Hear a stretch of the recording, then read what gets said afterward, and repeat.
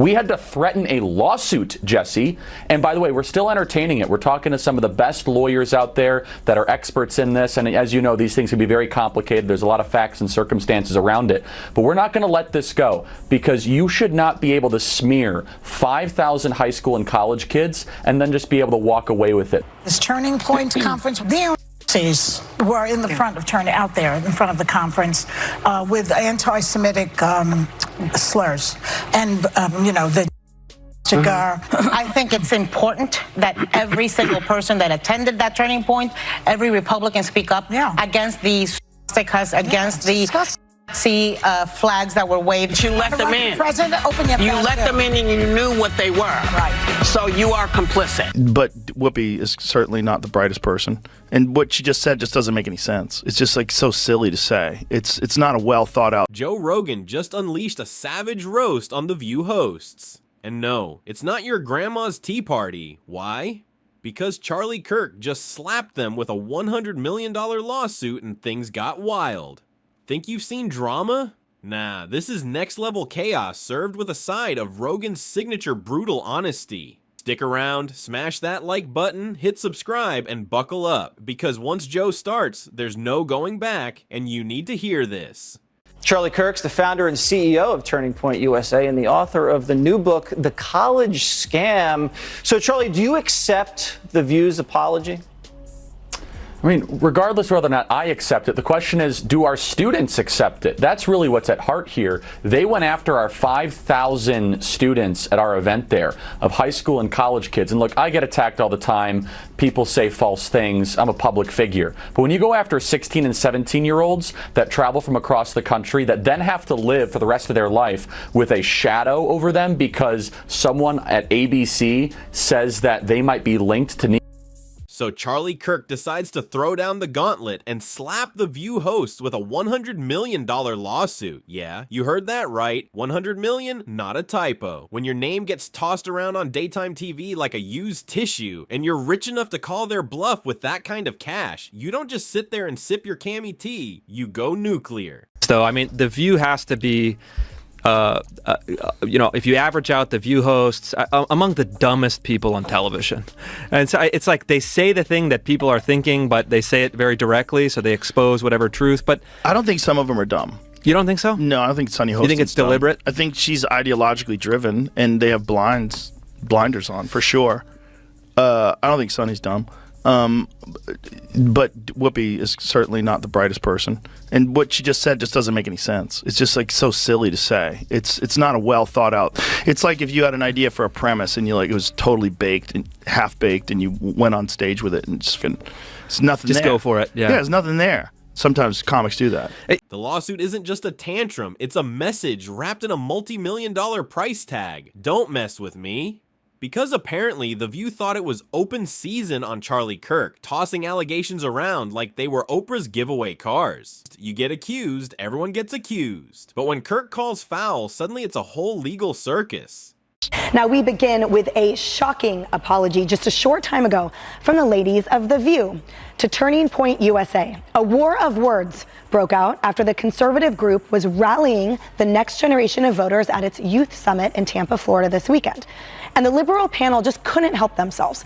The group sent a scathing cease and desist letter after hosts on The View suggested that Turning Point had embraced neo who showed up outside the event. Now The View hosts, they're still spinning their usual daytime drama, probably clutching their pearls, acting like this is all a minor misunderstanding over a misunderstood tweet. Except it's not. It's a $100 million misunderstanding, and that kind of lawsuit makes your average reality show feud look like playground squabbles over crayons.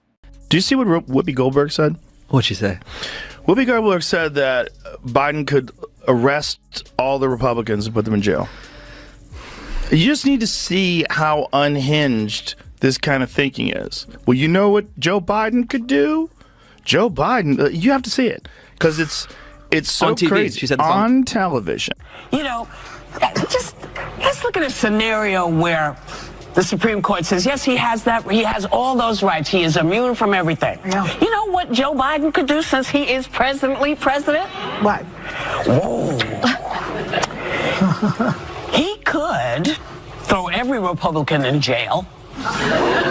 And then enters Joe Rogan, because who else? The guy who turned podcasting into a contact sport suddenly drops his 2 cents, or maybe a whole truckload of sarcasm on the entire situation. Joe Rogan mocking The View hosts feels like watching a grizzly bear give a TED talk on how to eat honey better than a bee. It's brutal, it's unexpected, and it's oddly satisfying. Rogan's take. Imagine the guy who usually debates alien conspiracies and MMA fighters casually roasting the daytime TV queens for their performative outrage, and let's pretend we're serious vibes. It's like watching a master chef critique a microwave meal, deliciously savage. Why is Rogan's mockery hitting so hard? Because he's not playing their game. The View hosts have been running around like it's a daytime soap opera, throwing shade but never actually stepping into the ring. Meanwhile, Joe Rogan just throws haymakers of blunt truth and then laughs as they flail, trying to keep up. And let's be real, their entire brand is built on loud opinions, but when someone swings back with legal muscle, suddenly the volume drops. There's a sweet irony in talking big but folding when the stakes get serious. Joe Rogan sees it and he's not holding back. He points out how the hosts have this habit of calling out everyone else's bad behavior while dodging accountability like it's an Olympic sport.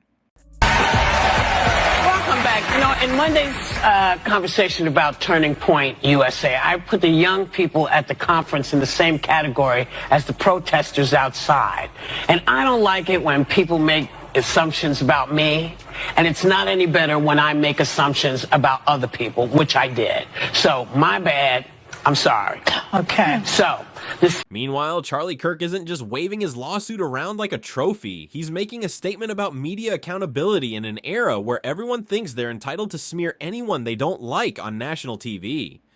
And that's where the whole thing gets interesting. The View might think they're untouchable daytime divas, but Kirk's lawsuit is the legal equivalent of a mic drop. A very loud, very expensive one. It's also a fascinating spectacle of media meets money meets madness. On one side, you have a panel of hosts who built their careers on outrage and opinion, operating under the assumption that legal repercussions are just background noise. On the other, a conservative activist with deep pockets saying, "Not on my watch, and here's 100 million reasons why." Joe Rogan's mockery serves as the perfect magnifying glass, exposing how ridiculous this all looks when you zoom out. The hosts act like they're standing on some moral high ground, but when someone pushes back, they get squirmy. Rogan's humor cuts through the noise, showing that maybe the moral high ground isn't so high when it's littered with lawsuits. This drama isn't just about personalities clashing, it's a microcosm of the current media landscape where lawsuits are weaponized, outrage is currency, and everyone's watching for the next juicy scandal. The culture shift between right and left authoritarianism, and now people don't recognize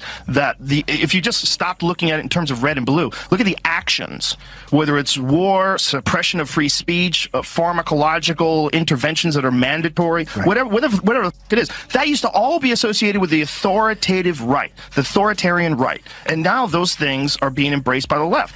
And I just think it's just an ideology thing, and I think we get confused and we think we're on the right side, we're on the right side, and if it's our side that's saying this, for sure that's the right thing to do, and no one's critically thinking about this. Joe Rogan is the gateway drug for young men that thought they were Democrats to become MAGA.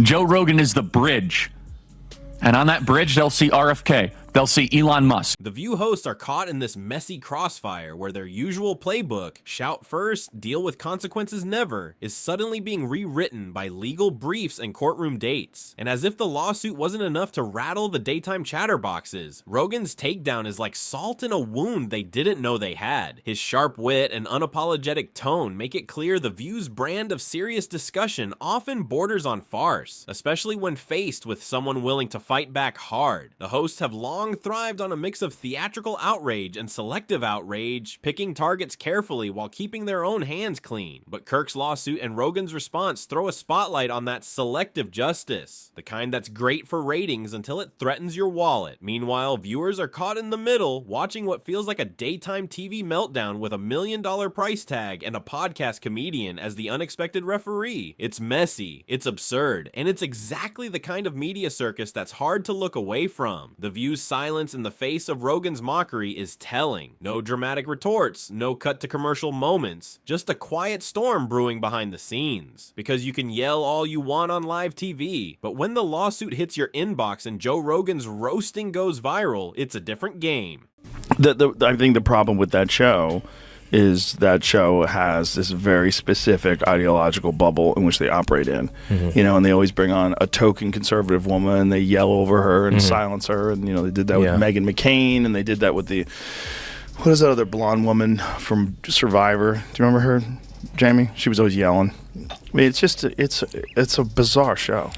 This lawsuit isn't just a midday headline to scroll past with your third coffee. No, this whole spectacle is a shiny magnifying glass held up to the wild jungle of media polarization, where every insult is a grenade and every lawsuit is a missile. The battle between Charlie Kirk and The View isn't happening in a vacuum. It's smack dab in the middle of a culture so divided it might as well be a reality show called America, the Feud Edition. In today's world, lawsuits have morphed into political weapons sharper than any tweet storm. Forget settling petty neighborhood parking disputes. Now you file a $100 million suit when you get called out on daytime TV. It's a flex move, a reminder that money talks louder than ratings, and if you can't win the argument on camera, you just drag it into court and let the lawyers duke it out. This lawsuit is a perfect example of how the legal system has become a stage for media battles, turning public feuds into multi-million-dollar gladiator games where only the richest gladiators survive. Media polarization fuels this circus. On one side, you have mainstream outlets like The View hosts, who have perfected the art of performative outrage. Think of it as outrage theater, where the script is mostly about how bad the other side is. Megan,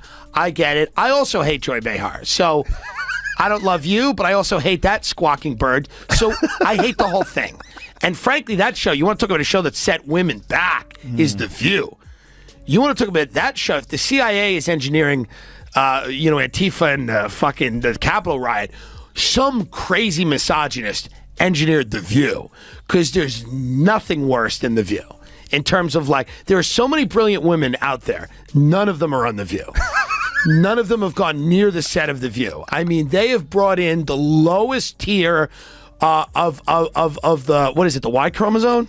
No, double the X. Okay. Double X. They brought in the lowest of the double X's for that one. It's rough. On the other hand, you have conservative figures like Charlie Kirk who turned that outrage into a call to arms, rallying their base with gotcha moments and now, apparently, lawsuits. This clash isn't just about two parties disagreeing. It's about a systemic war for influence over public opinion, and it's got the subtlety of a wrecking ball in a glass factory. This drama is part legal thriller, part reality TV, and part circus sideshow. It's that weird blend where news feels like theater and theater pretends to be news. You're watching people talk about serious topics 1 minute and then suddenly hearing about a lawsuit that sounds more like a Hollywood blockbuster script. The lines blur so much you can't tell if you're supposed to be outraged, entertained, or just popcorn munching amused. And here's the kicker. The average viewer is left squinting at this tangled mess, trying to figure out what's real and what's just showbiz. The lawsuit, the mockery, the legal posturing, it's all part of a spectacle designed to keep eyeballs glued to screens. The View's courtroom drama and Joe Rogan's savage takedown aren't just isolated moments. They're episodes in a never-ending soap opera starring politics, media, and money. Her disgusting, gross elitism and her complete out-of-touch nature with respect to the rest of the world. Sunny Hostin goes on The View and decides now would be a great time to dump all over the so-called uneducated. What we did not have is white women who voted about 52%, right, for Donald Trump. Uneducated white women, is my understanding. You have Latino men, actually, voting more for him. And you have, and black men was not the story. We're not the story here because they voted almost 80% for the vice president. Right. Just because you didn't go to college doesn't mean you're stupid, and it doesn't mean that you don't have wisdom. You can go to college and get a bunch of irrelevant facts about how men can allegedly give birth. So what's next in this wild saga? Well, anything could happen, and probably will. Maybe the View hosts decide to settle quietly, because nothing screams damage control like writing a fat check to make this all go away. Or maybe this turns into a drawn-out court battle, with every embarrassing email, tweet, and behind-the-scenes rant dragged into public view. Imagine the discovery phase. A treasure trove of juicy receipts spilling out faster than you can say ratings boost. If it goes to court, expect it to be be less about legal nuance and more about grandstanding, with both sides likely treating the courtroom like a new stage, complete with sound bites and media leaks. The View might try to sharpen their act, tighten their talking points, and maybe even dial down the drama. But don't hold your breath. After all, drama is their bread and butter, and this lawsuit is just the latest plot twist. Social media will fan the flames like a pyromaniac with a flamethrower. Every meme, every sarcastic tweet, every gotcha clip will get recycled endlessly, making it impossible for anyone to forget that daytime TV just went nuclear. And then there's Joe Rogan, the podcast king, who's proven time and again that he can turn any topic into a viral bonfire. His mockery isn't a one-off. It's a signal flare to everyone watching that this feud isn't just daytime fluff. It's serious business. Yeah, did you watch the episode when Tulsi Gabbard got on to defend herself and Joy Behar starts panicking and going over her notes while Tulsi is refuting everything that she said? Yeah, I mean, Joy Behar, like, again, these people have dementia. These are people who, like, should not be allowed out of the house. They have a national platform. I mean, it is crazy.